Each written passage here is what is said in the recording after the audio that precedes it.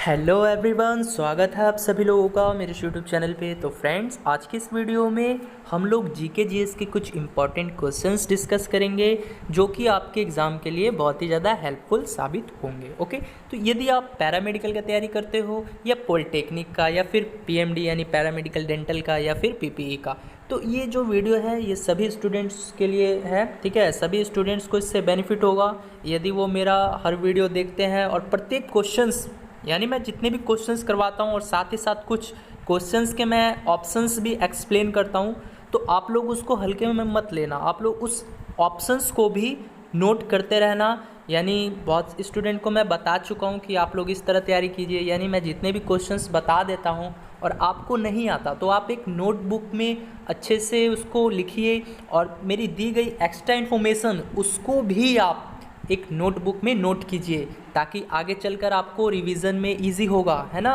इस पहला क्वेश्चन है, सबसे अधिक प्रत्यस्थता किसकी होती है? जल्दी से बताओ, द्रव की, गैस की, ठोस की या इनमें से कोई नहीं? सब किसी को आंसर देना है। बहुत ही सिंपल क्वेश्चन है। आई होप सबको इसका राइट आंसर दोगे। तो जल्दी से बताओ, सबसे अधिक प्रत्यस्थता किसकी होती है? यानी सबसे अधिक जो इलास्टिसिटी किसकी होती है इनमें से? बताओ, क्या द्रव की होगी, ठोस की होगी, गैस की होगी या इनमें से कोई नहीं? तो चलिए मैं इसका राइट आंसर बता देता हूँ। इसका जो राइट आंसर होगा वो ऑप्शन सी होगा, है ना। जो सबसे अधिक प्रत्यस्थता किसकी होती है? तो ठोस की होती है। आप लोग को मालूम होगा द्रव किसे कहते हैं? द्रव यानी पदार्थ का वह प्रकार जिसका आयतन तो निश्चित होता है ना। पदार्थ का वह प्रकार जिसका आयतन तो निश्चित होता है जबकि आकार निश्चित नहीं होता, उससे क्या कहते हैं? उसे द्रव कहते हैं, है ना। अब इसी तरह मैं गैस की बात करूं तो गैस, इसका ना तो आयतन निश्चित होता है और ना ही आकार। और ठोस, ठोस किसे कहते हैं? तो ठोस पदार्थ का वो प्रकार जिसका आकार और आयतन दोनों निश्चित होता है और ठोस में ही प्रत्यस्थता का गुण भी पाया जाता है। ठीक है, तो ऑप्शन सी जो है वो आपका राइट आंसर हो जाएगा। और एक क्वेश्चन और पूछ लिया जाता है आपसे, ठीक है। अब वो क्वेश्चन रहता है, सबसे अधिक प्रत्यस्थता किस में होती है? ठीक है, एक और क्वेश्चन पूछ लिया जाता है, सबसे अधिक प्रत्यस्थता किस में होती है? यानी सबसे अधिक इलास्टिसिटी वाला पदार्थ कौन सा है? तो ऑप्शन दे देगा तांबा और रबड़। तो जल्दी बताओ तो किस में होती है? यानी सबसे अधिक प्रत्यस्थता इसमें से कौन सा है? तांबा है या रबड़ है? जल्दी बताओ, सबसे अधिक प्रत्यस्थता किसकी होती है? तो जी हाँ, इसका राइट आंसर क्या हो जाएगा? रबड़, है ना। तो सबसे अधिक जो है वो रबड़ क्या होता है? इलास्टिसिटी होता है ना। तो बढ़ते हैं नेक्स्ट क्वेश्चंस की तरफ। ओके, सेकंड नंबर क्वेश्चन है, स्वेज नहर जोड़ती है, बताओ किन दो सागरों को जोड़ती है? बताओ, ये क्वेश्चन तो मैं बता भी चुका हूँ ना, लेकिन फिर आप लोगों का टेस्ट हुआ था तो उसी टेस्ट पेपर का मैं ये एक्सप्लेनेशन दे रहा हूँ। तो फिर से ये क्वेश्चन पूछ लिया गया है ना। तो जल्दी से बता दो अब, स्वेज नहर जो है वो किन दो सागरों को जोड़ती है? जी क्या आंसर होगा इसका? बताओ, लाल सागर और भूमध्य सागर को, कैरिबियन सागर और प्रशांत महासागर को, या सागर और बाल्टिक सागर को, या इट्टी झील और मिशिगन झील को? जल्दी से बताओ। तो हमेशा याद रखना, ठीक है। मैं बता देता हूँ क्योंकि मैं बार बार एक ही क्वेश्चंस रिपीट नहीं करूँगा, आप लोग को याद होगा, ठीक है। तो जल्दी से इसका राइट आंसर बताओ। तो जी हाँ, इसका राइट आंसर क्या हो जाएगा? लाल सागर और भूमध्य सागर को स्वेज नहर जो है वो जोड़ती है, ठीक है। तो तीन नहर के बारे में आप लोग जान लो। एक पूछ लिया जाता है स्वेज नहर, ठीक है। बहुत से स्टूडेंट कंफ्यूज हो जाते हैं तो मैं फिर से बता देता हूँ। एक पूछ लिया जाता है स्वेज नहर जो है जोड़ती है किन दो सागर को जोड़ती है थी? तो लाल सागर और भूमध्य सागर को। एक पूछ लेता है पैनामा नहर, है ना। एक पूछ लेता है पैनामा नहर जो है वो किन दो महासागरों को जोड़ती है? तो वो भी हमेशा याद रखना, प्रशांत महासागर और अटलांटिक महासागर को, ठीक है। यानी प्रशांत महासागर और अटलांटिक महासागर को कौन सी नहर जोड़ती है जी? तो पैनामा नहर जोड़ती है, ठीक है। अटलांटिक महासागर याद रखना। और एक नहर और है और उस नहर का नाम है किल नहर, है ना। किल नहर के भी बारे में पूछ लेता है। तो किल नहर जो है वो किन दो सागरों को जोड़ती है? तो ये भी याद रखना, उत्तरी सागर और बाल्टिक सागर को, ठीक है। यानी देखो यहाँ पर उत्तरी लिख दूंगा, तो उत्तरी सागर और बाल्टिक सागर को जो है वो कील नहर जोड़ती है। ये भी पूछ लेता है, तीनों क्वेश्चन बहुत ही वीवीआई है, ये हमेशा पूछ ही लिया जाता है किसी न किसी एग्जाम में। तो आप लोग जो है इसको अच्छे से नोट कर लेना, जिनको कन्फ्यूज़न होता है और जिनको याद है वो बहुत अच्छी बात है। ठीक है, बढ़ते हैं नेक्स्ट क्वेश्चन की तरफ। नेक्स्ट क्वेश्चन है वाटर कूलिंग के प्रकार हैं। कैसे प्रकार हैं? थर्मोसाइफल वाटर कूलिंग, पंप कूलिंग, या ए तथा बी दोनों, या इनमें से कोई नहीं। जल्दी से सब कोई राइट आंसर दो इसका।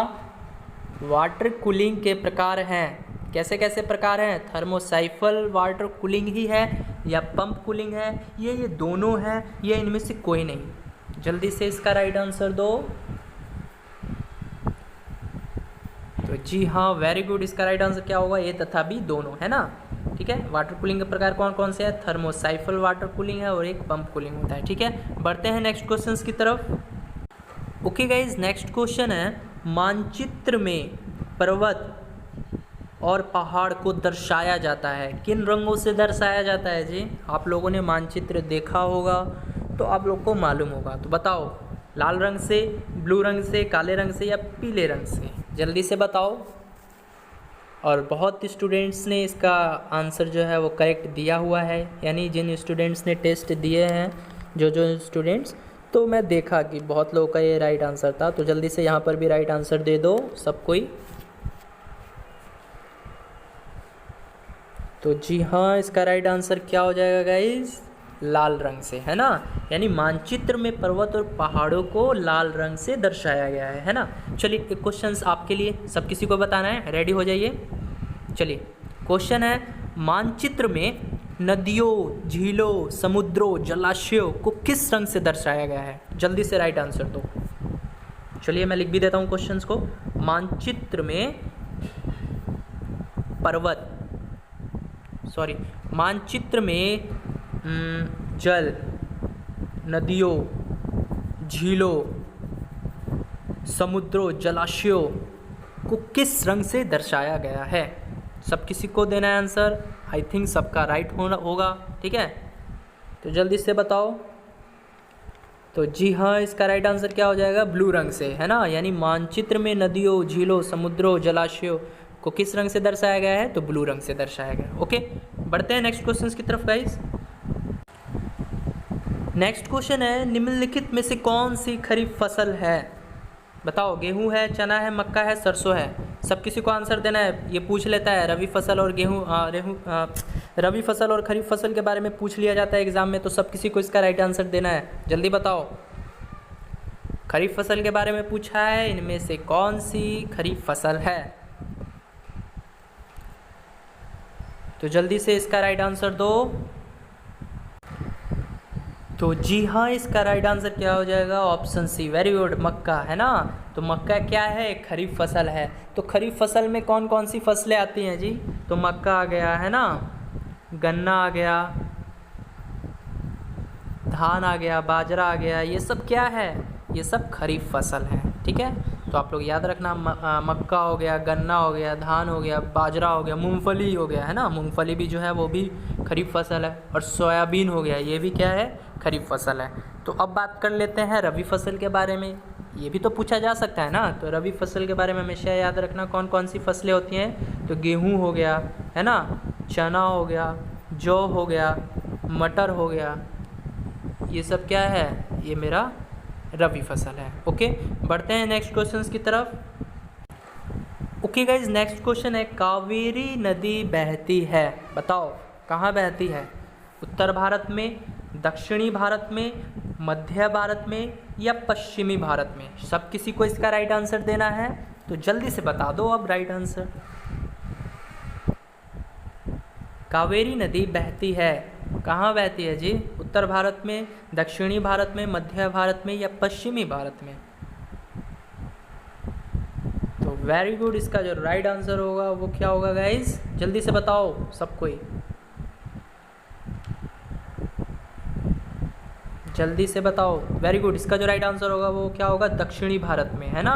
तो ऑप्शन बी जो है वो आपका राइट आंसर हो जाएगा। तो गाइज़, इसमें बहुत से स्टूडेंट कंफ्यूज हो जाते हैं, तो आज की इस वीडियो में मैं आपका कई कन्फ्यूज़न है वो दूर करने वाला हूँ। ठीक है, तो देखो, एक क्वेश्चन पूछ लेता है आपसे कि दक्षिणी की गंगा है ना, देखो एक पूछ लेता है दक्षिण की गंगा के नाम से किस नदी को जाना जाता है, बताओ पहले आप। दक्षिण की गंगा के नाम से किस नदी को जाना जाता है, सब किसी को बताना है। देखो एक पूछता है दक्षिण की गंगा के नाम से किस नदी को जाना जाता है, और एक पूछ लेता है दक्षिण गंगा की नाम से कौन सी नदी विख्यात है। देखो दोनों क्वेश्चन अलग अलग है, ठीक है, कंफ्यूज मत होना। फिर से मैं बता देता हूँ, एक पूछ लेता है दक्षिणी की गंगा के नाम से किस नदी को जाना जाता है ना, और एक पूछ लेता है कि दक्षिण गंगा के नाम से कौन सी नदी विख्यात है या कौन सी नदी फेमस है। तो जल्दी बताओ। Very good. तो चलिए मैं बता देता हूँ, ठीक है, ये आप लोग नोट कर लेना ताकि आगे चलकर जो आपको कन्फ्यूज़न ना हो सके। तो देखो दक्षिणी की गंगा के नाम से हम लोग किस नदी को जानते हैं जी, तो कावेरी नदी को जानते हैं, ठीक है।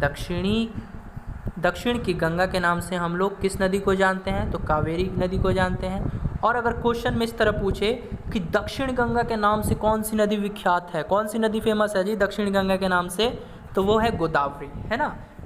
गोदावरी नदी जो है इसको वृद्ध गंगा भी बोलते हैं, ठीक है। वृद्ध गंगा किस नदी को बोलते हैं जी, तो गोदावरी नदी को बोलते हैं। तो ये भी क्वेश्चन पूछा जा सकता है, तो आप लोग जो है वो कंफ्यूज मत होइएगा, नदी का ये क्वेश्चन पूछ लिया जाता है, ठीक है। तो दक्षिणी गंगा या वृद्ध गंगा, ठीक है, गोदावरी नदी को कहा जाता है, ठीक है। बढ़ते हैं नेक्स्ट क्वेश्चन की तरफ। ओके, नेक्स्ट क्वेश्चन है श्रीलंका में कौन सी जनजाति सबसे अधिक पाई जाती है, यानी श्रीलंका है देश है, उसमें कौन सी जनजाति जो है वो सबसे अधिक पाई जाती है, बताओ। सिंगली है, तमिल है, बौद्ध है या गोंड है, जल्दी से सब किसी को राइट आंसर देना है, बताओ। श्रीलंका में कौन सी जनजाति जो है सबसे अधिक पाई जाती है, सबको ही आंसर दो। बहुत लोग जो हैं वो आंसर नहीं देते हैं, बट कोई नहीं, अब मैं नहीं बोलूँगा एक ही चीज़ को बार बार। मैं तो चाहता हूँ सबको ही आंसर दो, चाहे आपका गलत हो या सही हो, वो मैटर नहीं करता है। एटलीस्ट गलत होगा तो आपको सीखने को तो मिलेगा ना, आप ये गलती दोबारा तो नहीं करोगे ना। तो इसीलिए मैं चाहता हूँ प्रत्येक स्टूडेंट प्रत्येक सवाल का जवाब दे, ठीक है। तो जल्दी से दो। तो जी हाँ, इसका राइट आंसर क्या हो जाएगा, सिंहली, है ना, सिंहली। तो ऑप्शन ए जो है वो आपका करेक्ट आंसर हो जाएगा, यानी श्रीलंका में जो है ये जनजाति सबसे अधिक पाई जाती है, कौन सी, सिंहली, है ना। और अगर मैं पूछूं भारत में पाई जाने वाली सबसे बड़ी जनजाति कौन सी है, तो क्या आंसर दोगे, जल्दी से कमेंट बॉक्स में बताओ। भारत में सबसे अधिक जनजाति कौन सी है, यानी भारत में, ठीक है, भारत में पाई जाने वाली जो सबसे बड़ी जनजाति है वो कौन सी है, जल्दी से बताओ। तो चलिए मैं बता देता हूँ, जो भारत में सबसे बड़ी जनजाति है जो पाई जाती है वो कौन सी है, तो गोंड है, ठीक है। क्वेश्चन पूछ लेगा, आप लोग इसको याद कर लेना, ठीक है। भारत में पाई जाने वाली सबसे बड़ी जनजाति है कौन सी, गोंड, ठीक है। बढ़ते हैं नेक्स्ट क्वेश्चन की तरफ। ओके गाइज, नेक्स्ट क्वेश्चन है पालक के पत्ते किसके प्रबल स्रोत हैं, बताओ। विटामिन ए, आयरन, कैरोटीन या विटामिन ई, जल्दी से सब किसी को इसका राइट आंसर देना है, बहुत ही सिंपल क्वेश्चन है। पालक के पत्ते किसके प्रबल स्रोत हैं, जल्दी से बताओ। तो वेरी गुड, इसका आंसर क्या होगा, तो ऑप्शन बी हो गई, यानी पालक के जो पत्ते होते हैं वो किसके स्रोत होते हैं, तो वो आयरन के स्रोत होते हैं, ठीक है। सबसे अधिक आयरन जो है वो मेथी में पाया जाता है, और आयरन जो है वो रक्त में हीमोग्लोबिन का निर्माण करता है, सबको मालूम है, ठीक है। अब यहाँ से देख लेते हैं विटामिन ए के बारे में, ये भी पूछ लिया जाता है कि विटामिन ए का रासायनिक नाम क्या है, तो सबको मालूम होगा क्या है, रेटिनॉल है ना। और विटामिन ए की कमी से कौन सा रोग होता है, जल्दी से इसका आंसर दो। विटामिन ए की कमी से कौन सा रोग होता है, जल्दी बताओ। विटामिन ए की कमी से कौन सा रोग होता है, तो जी हाँ, कौन सा रोग होता है, रतौंधी, नाइट ब्लाइंडनेस, है ना। तो विटामिन ए की कमी से रतौंधी रोग होता है, और इसका जो रासायनिक नाम है वो क्या है, रेटिनॉल है। और अब देखते हैं विटामिन ई, है ना। तो विटामिन ए का जो रासायनिक नाम है वो क्या होता है, कोई बता सकता है, तो चलिए देखते हैं कौन बता पाता है, कौन पहले बताता है, यही देखना है मुझे। विटामिन ई का रासायनिक नाम ये भी पूछ लेता है, तो जल्दी से बताओ विटामिन ई का रासायनिक नाम मैं पूछा हूँ,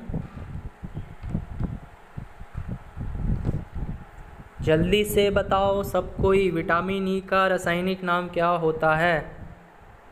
तो जी हाँ, वेरी गुड, क्या होता है, टोकोफेरॉल, है ना। जो विटामिन ई का रासायनिक नाम है टोकोफेरॉल है, लिख देता हूँ टोकोफेरॉल, ठीक है।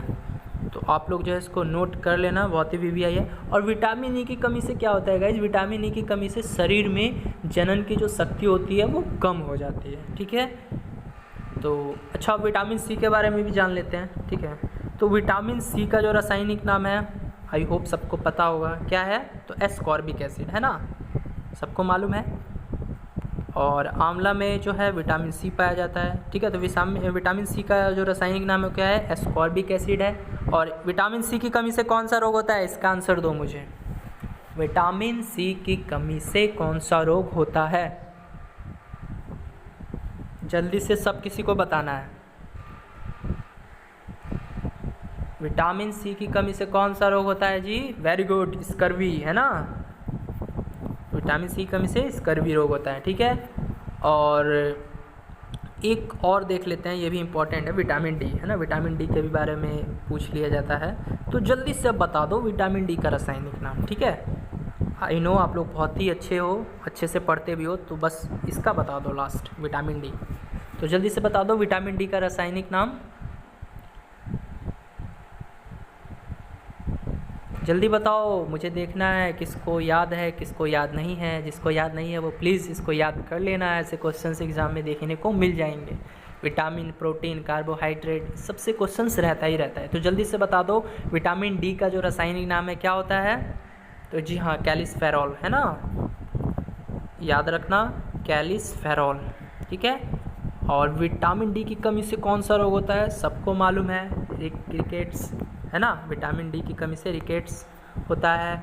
और एक और रोग है वो भी बता देता हूँ, तो वो है ऑस्टियोमलेशिया, है ना, ऑस्टियोमलेशिया, ये भी जो रोग है विटामिन डी की कमी से होता है, ठीक है। तो इसको नोट कर लेना, ये बहुत ही वीवीआई क्वेश्चंस हैं, ठीक है। और चलिए एक और बता देता हूँ, ठीक है। विटामिन B12,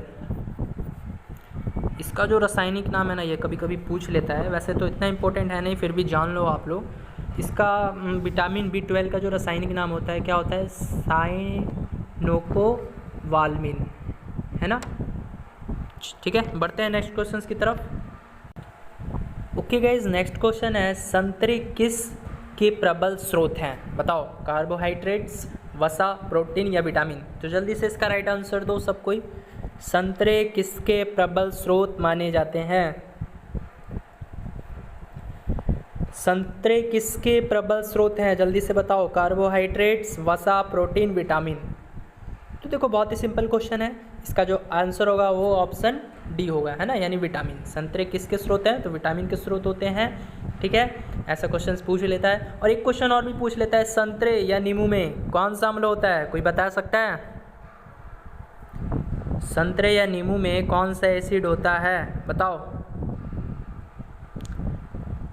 संतरे या नींबू में कौन सा अम्ल पाया जाता है। चलिए ऑप्शन देता हूँ, एसिटिक एसिड या टार्ट्रिक एसिड, जल्दी बताओ, एसिटिक एसिड या टार्ट्रिक एसिड। तो जल्दी से बताओ, संतरे या नींबू में कौन सा अम्ल पाया जाता है।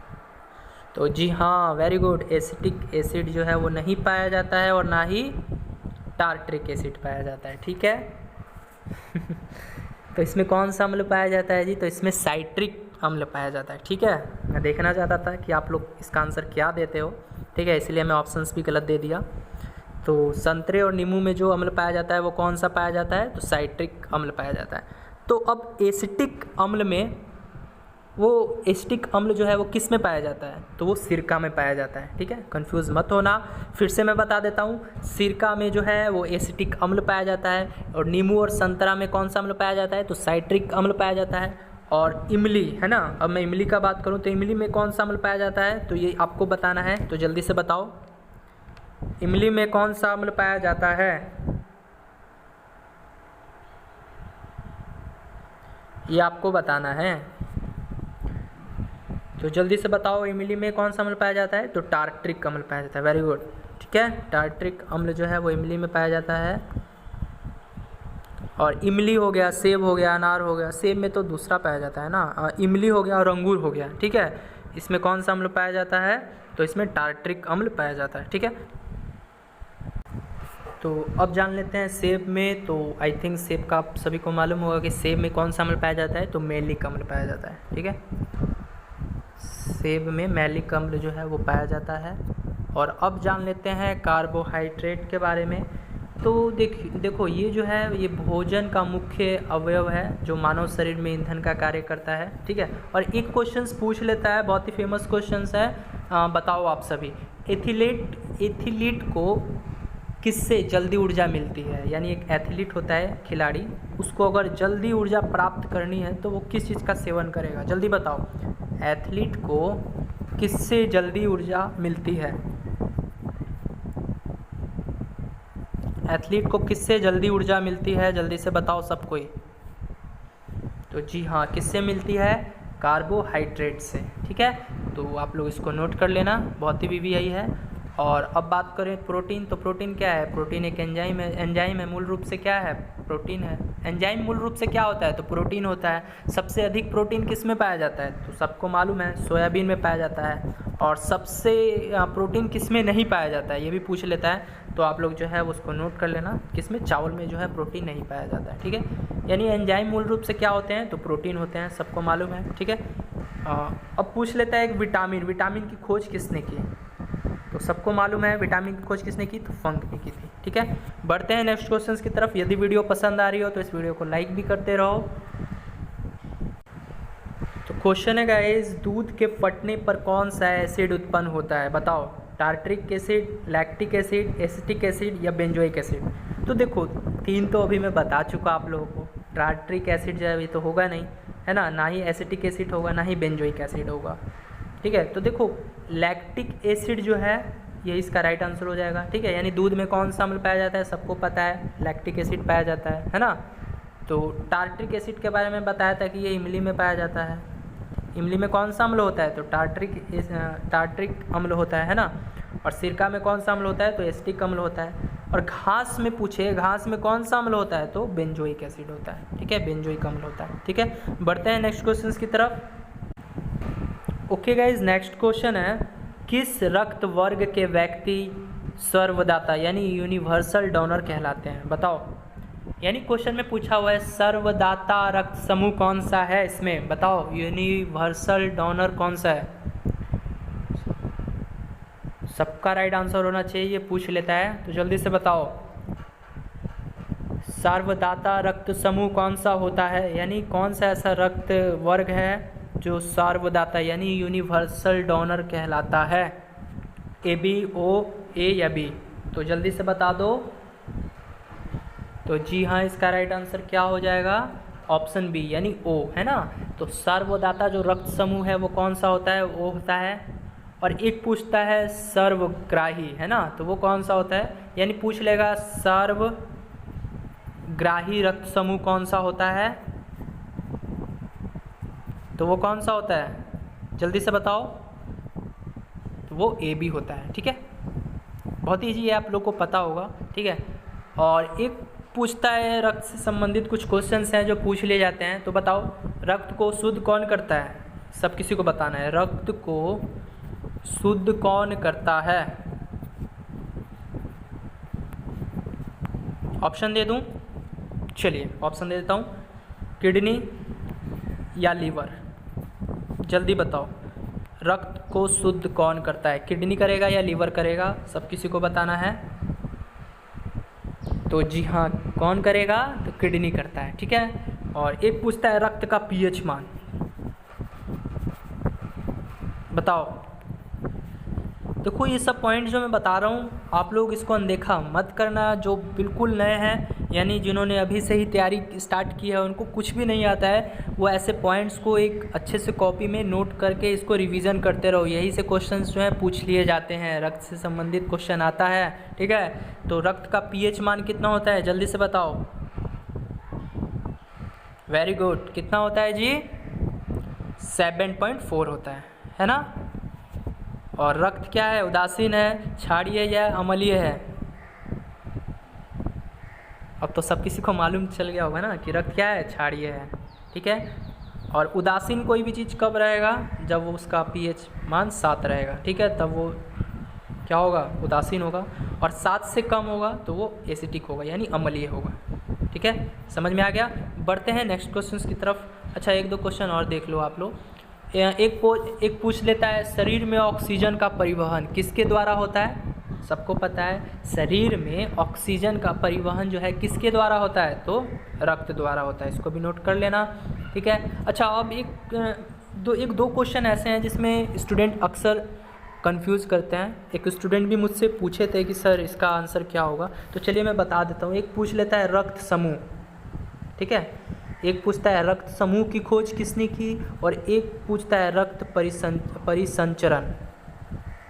परिसंचरण की खोज किसने की।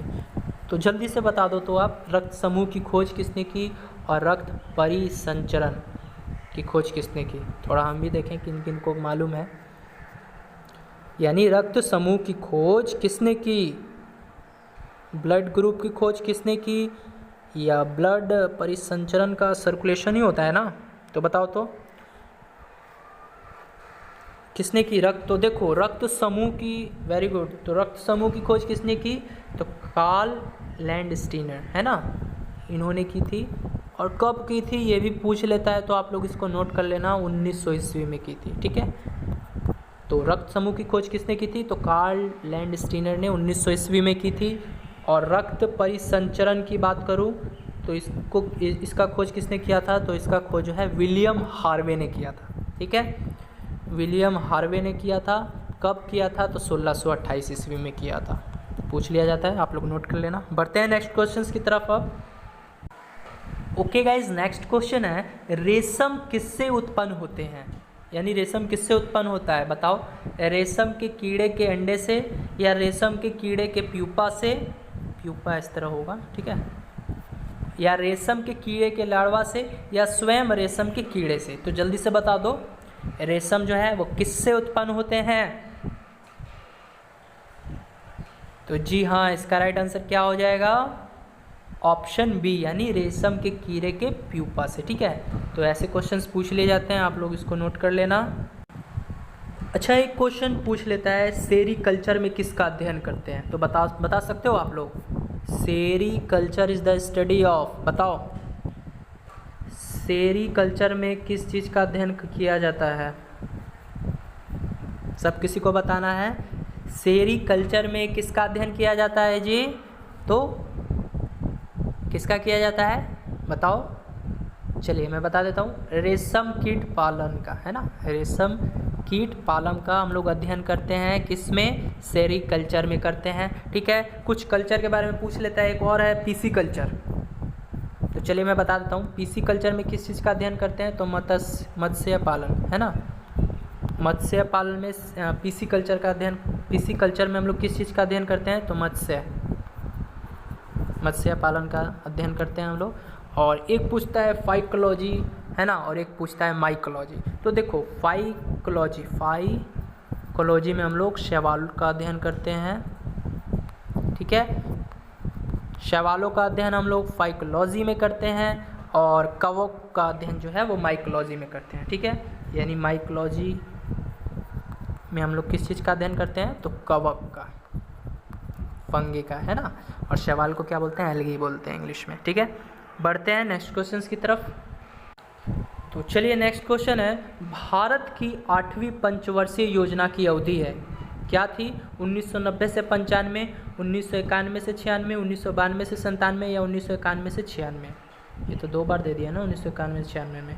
तो बताओ तो क्या होगा इसका आंसर, जल्दी से बताओ, सब किसी को राइट आंसर देना है।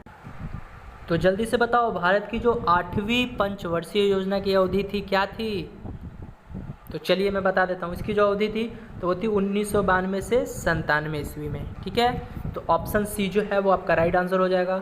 चलिए अब यहाँ से क्वेश्चन आप लोग बताइए, तो भारत की जो पहली पंचवर्षीय योजना थी उसकी अवधि क्या थी?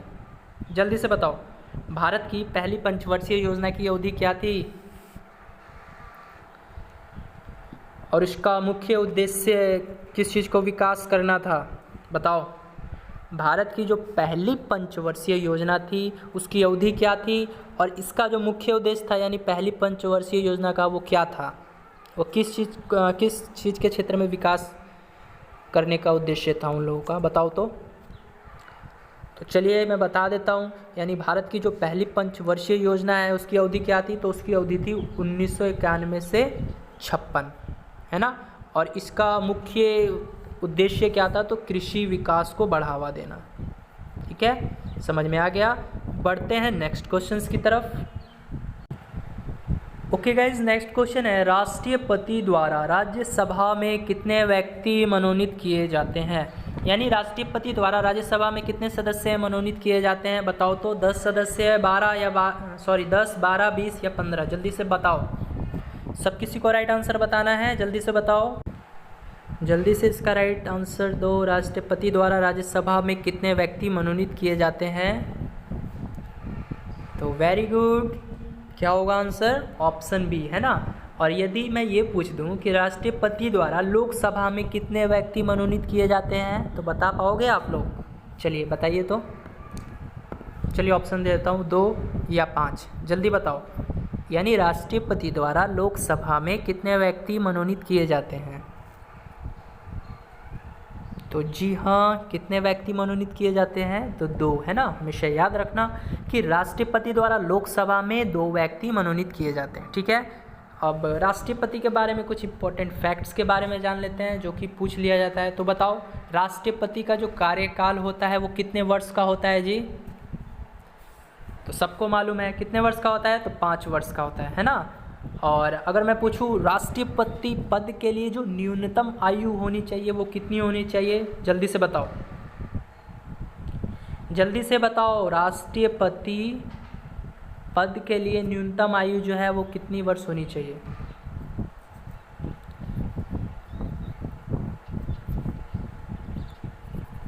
जी वेरी गुड, कितनी होनी चाहिए? तो 35 वर्ष, है ना। ठीक है, और आप सबको पता है कि भारतीय संविधान के अनुसार जो भारत का प्रथम नागरिक होता है वो कौन होता है? तो वो राष्ट्रपति जी होते हैं, है ना। सबको मालूम है। और ये भी मालूम है आप लोगों को कि भारत के जो तीनों सेनाएं हैं उनका जो सर्वोच्च प्रधान होता है वो कौन होता है? तो वो राष्ट्रपति ही होते हैं। ठीक है, वो भी ठीक है, बहुत ही सिंपल क्वेश्चन है, आप लोग को याद होगा। ठीक है, बढ़ते हैं नेक्स्ट क्वेश्चन की तरफ। नेक्स्ट क्वेश्चन है, सर सीवी रमन को भौतिकी, सॉरी ये तो बहुत ही हो गया ना, मिस्टेक हो गया है। देखो क्वेश्चन है, सर सीवी रमन को भौतिकी का नोबेल पुरस्कार प्राप्त हुआ था, बताओ तो कब हुआ था? यही पूछा गया है। 1928 ईस्वी में हुआ था, 1930 ईस्वी में हुआ था, 1950 ईस्वी में हुआ था या 1932 ईस्वी में हुआ था? सब किसी को इसका राइट आंसर देना है। सर सीवी रमन को भौतिक क्षेत्र में जो नोबेल पुरस्कार दिया गया था वो कब दिया गया था? देखो एक तो क्वेश्चन ये भी पूछ सकता है कि सर सीवी रमन को किस क्षेत्र में नोबेल पुरस्कार दिया गया था? तो किस क्षेत्र में दिया गया था? तो भौतिकी क्षेत्र में दिया गया था। और कब दिया गया था यहाँ पर ये पूछा गया है, तो जल्दी से इसका राइट आंसर सब किसी को देना है। तो जी हाँ, कब दिए थे? वेरी गुड, तो ऑप्शन बी यानी 1930 में दिए थे। ठीक है, तो सर सीवी रमन को रमन प्रभाव की खोज के लिए जो है ये पुरस्कार, नोबेल पुरस्कार, भौतिकी नोबेल पुरस्कार में भौतिकी क्षेत्र में पुरस्कार मिला था। ठीक है, और 1930 में इन्हें ये नोबेल पुरस्कार प्रदान किया गया था। ठीक है, तो देखो गाइस कुछ नोबेल पुरस्कार के बारे में जान लेते हैं, यहाँ से भी क्वेश्चंस एग्जाम में देखने को मिल जाते हैं। ठीक है, तो गाइस सबसे पहला क्वेश्चन तो ये पूछ लिया जाता है कि नोबेल पुरस्कार जो है वो कितने क्षेत्रों में दिया जाता है। तो सबसे पहले आप लोग से मेरा यही क्वेश्चन है कि नोबेल पुरस्कार कितने क्षेत्रों में दिया जाता है? सबको ही बताओ, नोबेल पुरस्कार कितने क्षेत्रों में दिया जाता है? जल्दी से बता दो, नोबेल पुरस्कार जो है वो कितने क्षेत्रों में दिया जाता है? तो वेरी गुड, कितने क्षेत्रों में दिया जाता है? तो 6 क्षेत्रों में दिया जाता है। ठीक है, तो चलिए जल्दी से मैं बता देता हूँ किन क्षेत्रों में दिया जाता है। तो शांति में दिया जाता है ना, साहित्य में दिया जाता है, भौतिकी में दिया जाता है, रसायन में दिया जाता है, ठीक है, और अर्थशास्त्र में दिया जाता है। और एक कौन सा बाकी रह गया जी? यानी शांति हो गया, साहित्य हो गया, भौतिकी हो गया, रसायन हो गया, अर्थशास्त्र हो गया, और एक हो गया चिकित्सा, है ना। तो इन 6 क्षेत्रों में जो है नोबेल पुरस्कार दिया जाता है। और अब जानो आप लोग ये कि ये पुरस्कार जो है किस वैज्ञानिक के याद में दिया जाता है, ये भी क्वेश्चन पूछ लिया जाता है। तो जल्दी से बताओ, ये यानी नोबेल पुरस्कार किस वैज्ञानिक के याद में दिया जाता है? तो जी हाँ, किसके याद में दिया जाता है? Alfred Nobel. ठीक है, ये वही व्यक्ति हैं जिन्होंने डायनामाइट की खोज की थी। ठीक है, आ गया समझ में? तो ये भी क्वेश्चन पूछ लिया जाता है कि डायनामाइट की खोज किसने की थी? तो किसने की थी? अल्फ्रेड नोबेल ने। ठीक है, ये भी पूछ लिया जाता है गाइस कि नोबेल पुरस्कार की शुरुआत जो है वो किस वर्ष से हुई थी? तो किस वर्ष से हुई थी? तो 1901 ईस्वी से हुई थी। ठीक है, और ये नोबेल पुरस्कार किस देश द्वारा दिया जाता है? ये भी पूछ लेता है। तो किस देश द्वारा दिया जाता है? तो स्वीडन, है ना, स्वीडन के द्वारा जो है ये पुरस्कार दिया जाता है। ठीक है, आई होप आप लोग को ये वीडियो पसंद आई होगी। यदि वीडियो पसंद आई होगी तो इस वीडियो को लाइक कर देना और अपने दोस्तों, फ्रेंडों, यारों के साथ शेयर भी कर देना। ठीक है, मिलते हैं नेक्स्ट वीडियो में। इस वीडियो में इतना ही। ठीक है, बाय।